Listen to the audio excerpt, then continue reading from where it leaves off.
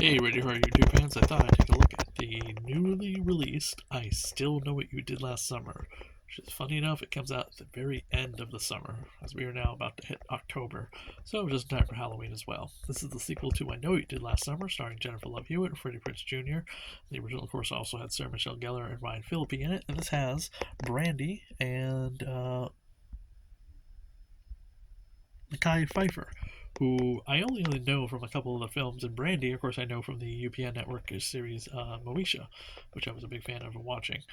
Um, they obviously wanted to diversify the cast a little bit this time around, and they think they did a pretty good job of it. Brandy, I think, is a good BFF for Jennifer Love Hewitt's character. Now, there is one other film in the I Know It Did Last Summer series, and I think everyone should completely skip it. But it does come in that box set that came out in the UK, which unfortunately did not get, and I got the American 4K release of the film. These are the two different covers that you have with it. This on the far left is, of course, the um, slipcase, and then the theatrical movie poster on the right, which I did enjoy. It's got that cool hook down below, just below Brandy's face, slashing with the hook man. But of course, it's got the pretty people floating heads above. And of course, the slipcase kind of does it in reverse a little bit with the tropical island setting behind him. I have to say, the picture quality in this movie is fantastic on the 4K. It looks amazing. The darkness really stands out, so you can see everything very clearly. When I originally watched the old DVD of it, it did not pop nearly as much, but they did an incredible job cleaning this film up.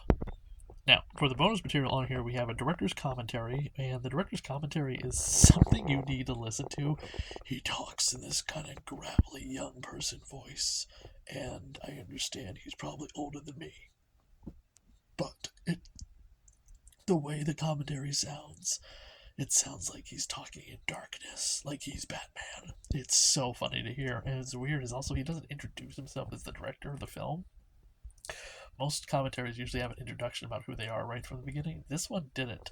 One of the best things on here, I have to say, is that the Hookman actor does return to do an interview for this film as well, which is great. I absolutely loved seeing him do it the second time around, but he is the only interview on here. Then you get the making of featurette, which is carried over from the old DVD, and the music video by Jennifer Love Hewitt, How Do I Deal, which is great, and I think Jennifer Love Hewitt has a really good voice.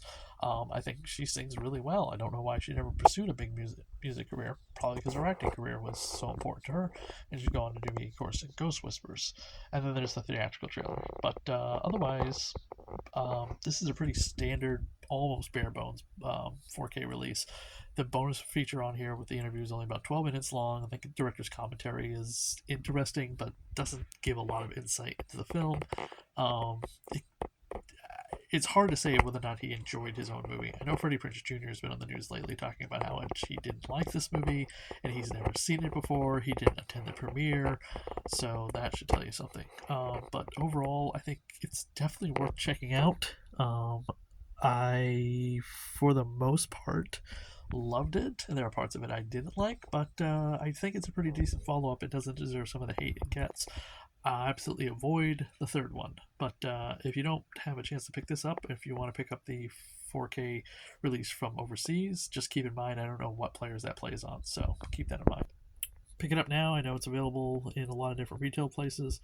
I couldn't do a Blu-ray DVD comparison for it because I don't have the original Blu-ray and I don't have the original DVD, but definitely pick this one up just to add to your slasher film collection.